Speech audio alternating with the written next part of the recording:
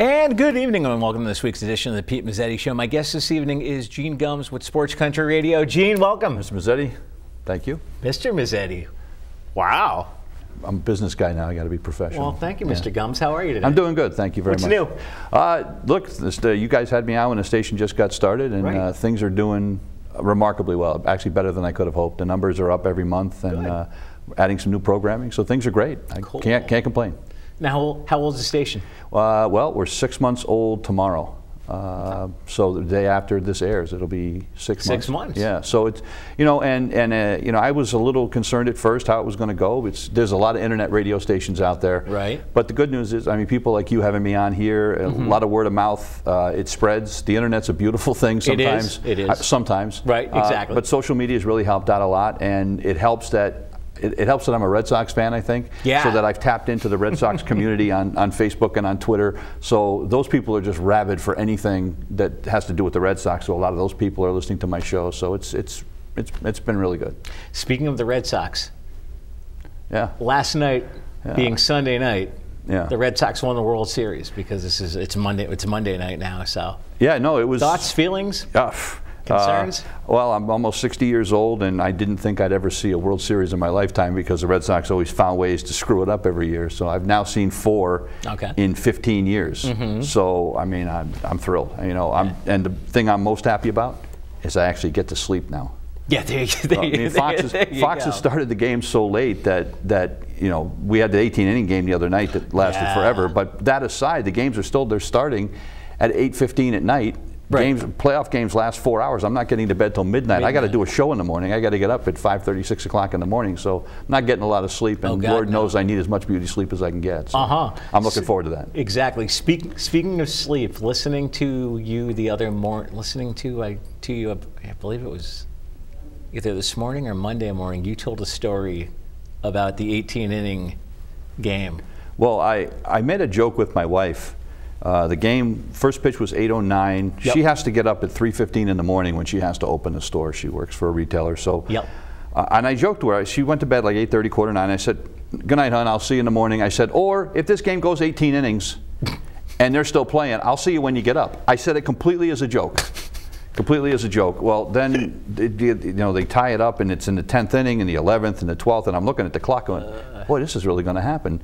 And sure enough, we're in the 18th inning, and it's 3:15. She gets up, comes down the stairs, and she thought I'd fallen asleep in my chair downstairs, and the TV was, and she said, "It's still going?" I said, "Yeah."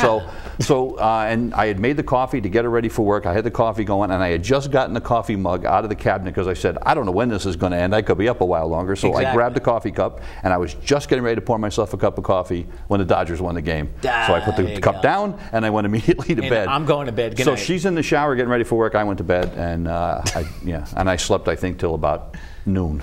It was 7 hours and 20 minutes, but I literally did. I went to bed when she got up.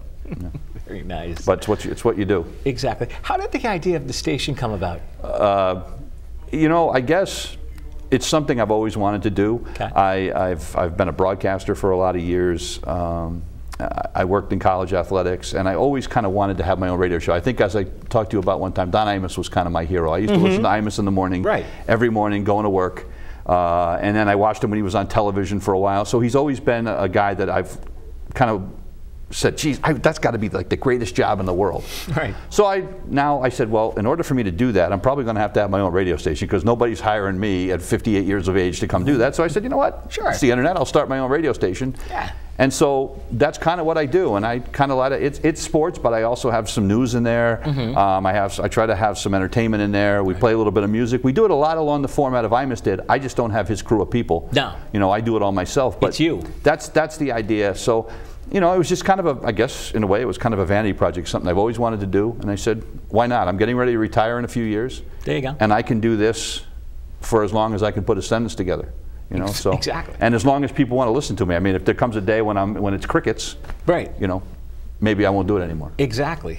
Speaking of programming that you guys have, what type of programming can people listen to at the station? Well, like I said, I have my live show every morning from 8 to 10 a.m. on the weekdays, and then after that, We have a series of sports shows from different people around the country, and they do, sometimes it's a podcast or something that they produce in their home. They send me the programming and then I schedule it. So it's all taped during the day. Right. But I've got stuff from people in Pittsburgh, from South Carolina, North Carolina, Atlanta, Georgia. I'm working on one right now from Texas.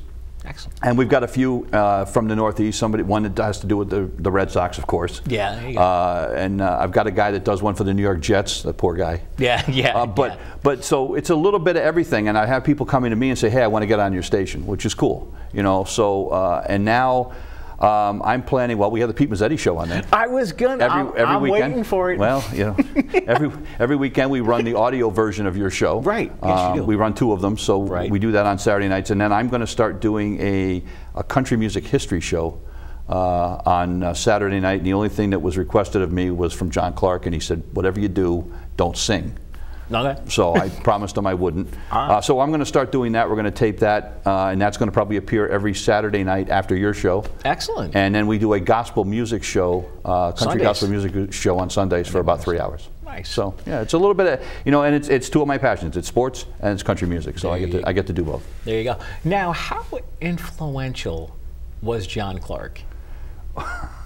You know, without blowing up his head too much. John Clark at WCNX and his wife Judy, and she's a wonderful person. John's a nice guy too. Yeah, John's a good guy too. But I started working with them when they started, 12 years ago doing sports, and I started working as a broadcaster, and I was working in college athletics at the time. And they were looking for people to do it on a volunteer basis, and I kind of looked at it as community service because I'm getting paid on a real job. So this was my way of doing community service, broadcasting local sports for WCNX. Right. So I've been doing that for 12 years, and so they are the ones that kind of gave me the idea to do it, but I didn't want to compete with them. They do the high school sports thing. Yes. And I didn't want to compete, so I'm doing sports, but it's on a national level. I'm not competing with them. You're not doing anything local? No. Well, I am doing... Well, you are. I am. Matter of fact, one of the things we're going to do starting this spring, we're going to start broadcasting Xavier High School baseball. Excellent. They play at Palmer Field in Middletown. And the only reason I'm doing it is because John and Judy don't do high school baseball. They do football and they do basketball. Right. So I'm going to do some high school baseball this spring, and I did American Legion baseball last summer. Yes, you did. That's right. Right about the time I was on your show the last time, I started doing that and got great response from that. So I'm going to go back and do American Legion again this summer as well. How is the American Legion baseball? It's good. Middletown has one of the best American Legion programs around. They've been to the national championship several times, and they do a great job there. Phil Cacciola, who runs it in Middletown, does a great job. Now tell us a little bit about your background. You said you used to work for a couple different universities. Yeah, well, I started out working for Western New England University, who your producer Chris, that's where he went to school. That's right. I started working there. I worked there for 14 years. Then I worked in Division I athletics for a while. I went to Central Connecticut State University. Okay. I worked at Sacred Heart University. And I worked in the athletic department as an assistant athletic director, but then I also did broadcasting. I broadcast their games at the same time. Very nice. So that's kind of how I got the bug for broadcasting, and I've also done some minor league hockey and baseball broadcasting as well. So that's kind of how I think that steered me in the direction I am now. So I retired from doing the college athletics because I'm just getting too old for 70 hours a week. Yeah. And so now I work editing books for a living. Right. So, you know, and again, it kind of goes, I know it's kind of strange talking on the radio and editing books, but it's still the English language and it's still learning how to put a phrase together. And I work really hard at making sure I don't sound like a moron in the air. Exactly.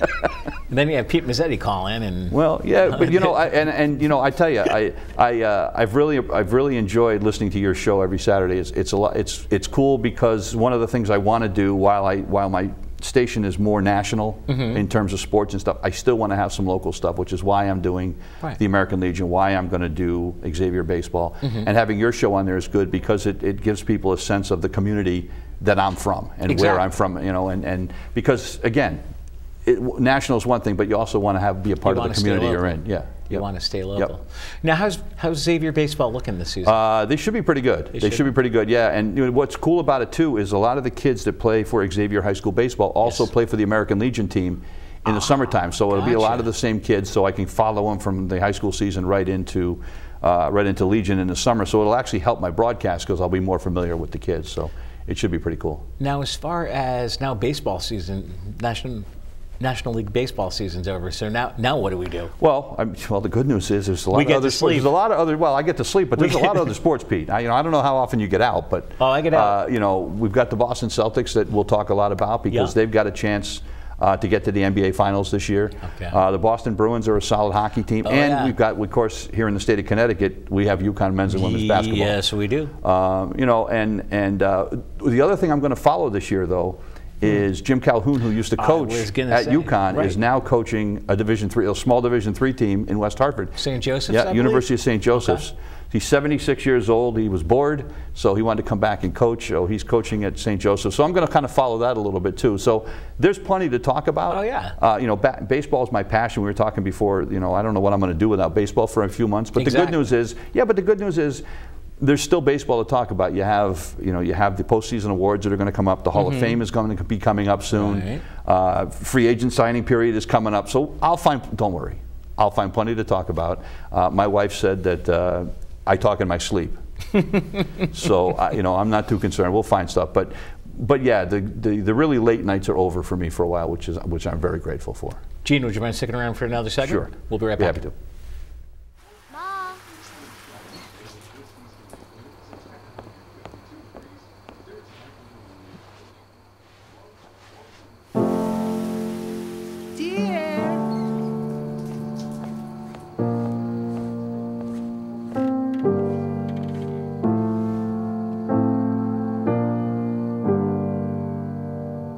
Visit aarp.org/caregiving for information on how to provide even better care for the person who once took care of you.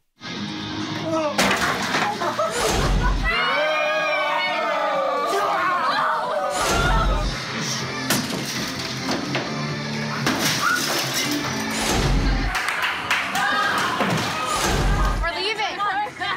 Most party fouls are pretty dumb. But if you decide to drink and drive underage, you could lose your license and your freedom. Underage drinking and driving. The ultimate party foul.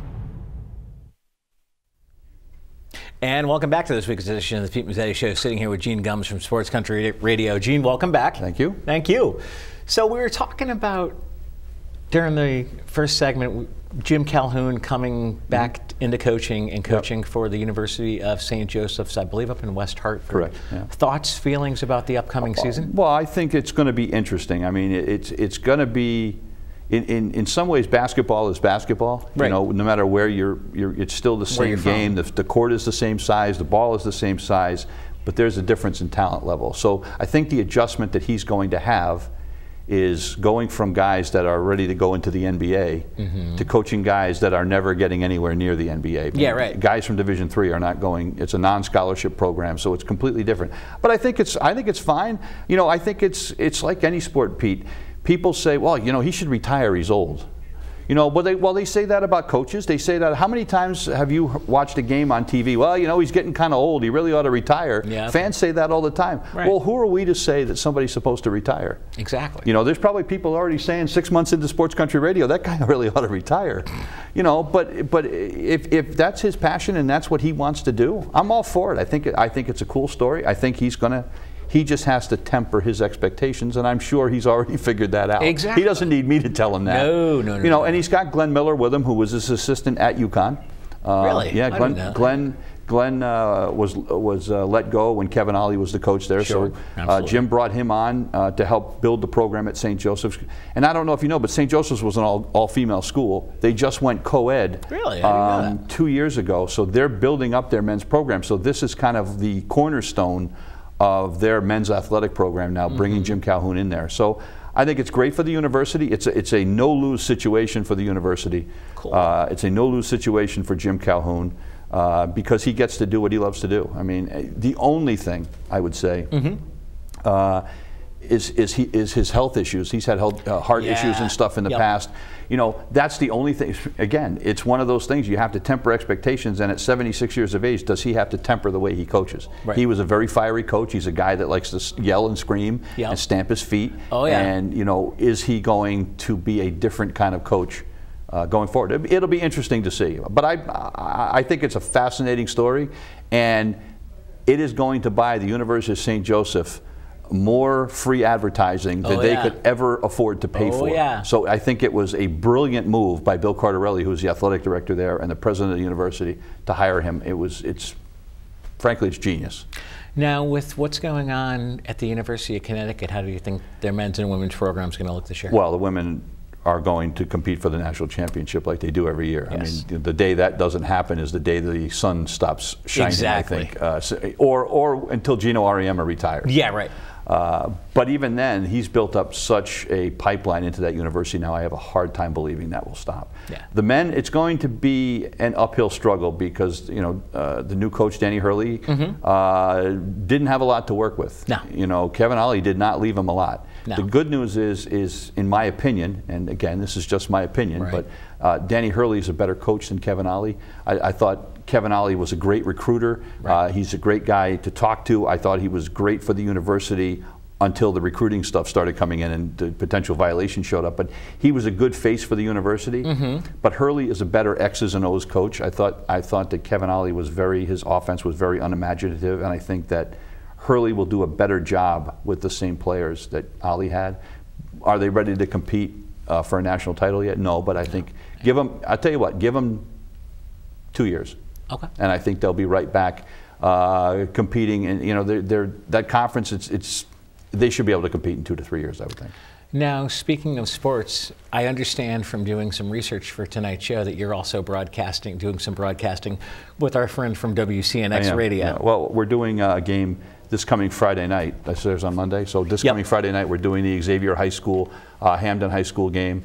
And then I've got one the following week, another Xavier game. And we're also doing the Thanksgiving game between Cromwell and Rocky Hill. So I've got a few of those coming up. Yeah, well, you know, it's actually the day before Thanksgiving, which my wife really appreciates that because we used to do games on Thanksgiving, which kind of made it a little bit difficult. And for marital harmony, it's much better that they moved it to Wednesday. So, so we're going to be doing that. I work with Jay Hickey, who is involved in American Legion up in Cromwell, and Jay's been around for a long time. Jay Hickey, matter of fact, my broadcast partner, is the godfather of Joey Logano, the race car driver from Middletown, who just won the NASCAR race at Martinsville this past weekend. Yeah. Really? I didn't know. Yeah, he and Tom Logano's Joey's father grew up together. Wow. So so I work with Jay. So we're going to do a game this Friday night. And again, this is our 12th year doing stuff with CNX, and I still have a lot of fun with it. Xavier's struggling a little bit this year, but it's a lot of fun. I know, because I actually, one thing, viewers and listeners, and I don't even know if you might or might not know this, I do social media for Morgan football. Okay. And we played Lewis Mills on last Friday night. And we play, I don't remember who we play this weekend, but our Thanksgiving game is we play Old Saybrook Westbrook, but we alternate.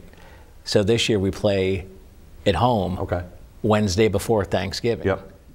Last year we played Thanksgiving morning, so it's so by the time I got home, Thanksgiving's my mom's holiday, so there's anywhere between 26 and 36 of us. Yeah. So if I walk into a dining room, it's like, all right. Where you been? Yeah. I kind of like the tradition. What have you been up to? I kind of like the tradition of the holiday day games. Yeah. You know, but there's a part of me that likes having that morning free and not having, because I'm the one that does a lot of the cooking. Oh yeah. So it's a lot easier for me if I'm not. But I kind of like the tradition of it. So you guys, if you have Old Saybrook Westbrook, they're better than I thought they were going to be this year, Pete. They had a big upset last week. They beat Cromwell. I saw that. Nobody expected that. Cromwell was unbeaten. So that was a good win for them. So Morgan could have their hands full next year. Yeah, that's what I'm thinking. We actually beat Lewis Mills on Friday, like 36-6 or 7. So yeah, you'll have your hands full with Old Saybrook. Yeah. Yep. Are they? Yeah, but from what I see, Old Saybrook beat Valley. Yeah. Last week. No, Cromwell beat Valley. Cromwell beat Valley in overtime. Okay. But Old Saybrook Westbrook beat Cromwell, and they beat him pretty handily. Really? Yeah. So I think you're going to have your hands full. I think they're 3-3, but they're solid. They're solid. So. All right. But it should be a lot of fun. It should be. It should be. So what type of person is John Clark really like? yes, we have to be nice about this. Look, John's a lot of fun. Yeah, John's a good guy. John is a guy that loves high school sports in the state of Connecticut. Totally. You know, you and I were talking before your show. You talked to George DeMayo a lot. George DeMayo is a guy. Talk about a guy who's passionate about high school sports. Oh yeah. Now John's not a broadcaster. He's behind the scenes, but John loves doing this stuff because he loves being able to help the kids in the area and get them some exposure. And it actually has helped them get some kids some recognition and put their names in front of some college scouts that they might not ordinarily have gotten. So his heart is in the right place. He's a little high strung, but we love him. But the good news is he has Judy. And I call Judy his seatbelt. She kind of just keeps him in place, and she does a good job. But he's, you know, and she is a wonderful person. She is, and they do great work at WCNX. And they do. And you know what? And they probably are happier about the success that I'm having in the early going with my station than I am. Really? You know, they said. It's pretty funny. They said they feel like I'm one of their children who's left the nest. Yes. And I said, John, you're not much older than I am. How can I be one of your children? but they are so excited about what we're doing at my radio station that you know. So it's been very gratifying that they kind of gave me the push to do it, and now they're doing it to help support me. I'm now simulcast. On Fridays, they're simulcasting my morning show. I was going to say, you just stole my next note, but well, okay, go for it. Yeah, no, it's great. I mean, he came to me and said, would you mind? And you said, yes, you said, yeah, okay. Yeah, no, and he said, do you mind? I said, no, not at all. So they're simulcasting the show, and the first day that they did it, he told me they had like 400 or 500 people the first day they put it on that listened to it. So in addition to what I had on my station, I had another 400 or 500 that wouldn't have heard it otherwise. Right. So again, that's how I think things are really growing, because of John and Judy helping me out, what you're doing here, and just, you know, social media. I have the station has its own Twitter account. Okay. It has its own Facebook account. So that's kind of how we're spreading it around. You know, and it's great. And I have a lot of friends in the media, and they've been generous with their time coming on the station on my morning show and doing interviews with me. I'm working now. I'm trying to get Pete Abraham from the Boston Globe, who I've known for a long time, who's the beat writer for the Red Sox. Pete used to work for the Norwich Bulletin. And really? Pete and I have known each other since we used to work for the Norwich Navigators together, doing stuff back then years ago. Wow. So I'm trying to get him on next week to talk about where the Red Sox go from here. So yeah. So in addition to that, so I just have a lot of people, and I have John and Judy really to thank for a lot of the success that I'm having. So where do you think the Red Sox are going to? Where are they going to go next year? Well, according to some. Well, they could win next year. Right, but something about the odds in Vegas. Yeah, but everybody thought that the Houston Astros were going to repeat after winning last year. There hasn't been a repeat winner in the World Series for, I don't know the exact number, but I think it's since the late 90s. So we've had a different champion every year. So I don't know that they're going to repeat. I hope they do. Yeah, totally. But you know, they have some big free agents, some of their guys on their starting staff and in their bullpen that are free agents, and they're going to have to make some decisions about that. But you know, there's nothing that says they shouldn't be able to repeat. They're going to have almost the same team next year. And I just got a note in my ear. I believe the Yankees were the last team to repeat. Yeah, I think. Yeah, they were. I was gonna say. Yeah, they were. Yeah, and I think that I want to say that was like 1998 and '99 or something like that. I believe so. Yeah, because the last time the Yankees won a the Yankees haven't won a World Series since 2009. That's one of the things we Red Sox fans really. The Yankees always want to talk about their 27 World Championships. What have you done for me lately? The Red Sox have won 3 since the Yankees won their last one, and that's all I'm going to say about that. By the way, from what in research in my ear, it was 98, 99, and 2000. They won it 3 years in a row? I believe so. So I was almost right. 3 years in a row. That's no. Yeah, can we stop talking about the Yankees? Yes. Because if we don't, I'm never coming on your show again. Oh, okay. And you're going to cancel my Saturday night appearance? Immediately. Oh, thank you. Then I'll have to go back to WCNX Radio. Yeah, but I do think that I think they have a chance to repeat. I think that if everybody stays healthy, and that's the big thing. I mean, the Yankees, they had to overcome a lot of injuries this year, and they still won 103 games, and they had to overcome all those injuries. If the Red Sox stay healthy, I see no reason why they can't repeat. Speaking of sports, the Patriots. Yeah, well, you know, everybody keeps saying that Tom, you know, we were talking about people saying, you know, you should retire. You should retire. Everybody's telling Tom Brady he should retire because he's 41 years old, and 41-year-old quarterbacks don't play in the NFL. Except Tom Brady says, I'm 5-2, why am I retiring? Yeah, why am I retiring? Yeah, I mean, look, I think that the Patriots they have that system now, and they have Bill Belichick. And what we have found with the Patriots is the only guy that really matters on that team is Tom Brady. Right. Because no matter who gets hurt, who gets suspended, who gets cut, they bring in new people and they keep winning. Right. But the one constant they've always had has been Tom Brady. And I see no reason why they won't be in the Super Bowl again this year. I was going to say, I'm a very smart and intelligent person, but what do I know about sports? I'm a Minnesota Vikings fan. Well, yeah, well, you know what? But the Vikings aren't bad. You know, the Vikings lost a tough one this week to the New Orleans Saints, who are really hot. Night. But the Vikings are competing for their division title. They could win it, the division title, and yeah. You know, I think the Saints are probably going to win the NFC this year. You think so? I think the Saints are good enough. I think they're going to win it this year. And I think we could see a Saints-Patriots Super Bowl, which would be interesting because I also kind of root for the Saints too. I lived in Mobile, Alabama for a time, which was only a couple of hours away from New Orleans, so I used to go to New Orleans Saints games all the time, and I had a sideline pass, and I used to be able to go on the sideline with the Saints, and so I kind of root for them too. So it would be an interesting Super Bowl for me. There you go. There you go. One more time before we say goodnight. Website for Sports Country Radio. It's sportscountry.net. You can find us on Twitter at SportsCountryIR. We're on Facebook at facebook.com/sportscountry. And if you've got some questions or anything, you can also email me at gene@sportscountry.net. Gene Gumbs from Sports Country Radio. Thanks for coming on. We'll see you soon. Appreciate it. Thanks a lot. On behalf of Gene Gumbs, I'm Pete Mezzetti. Thanks. Good night. And we'll see you next time.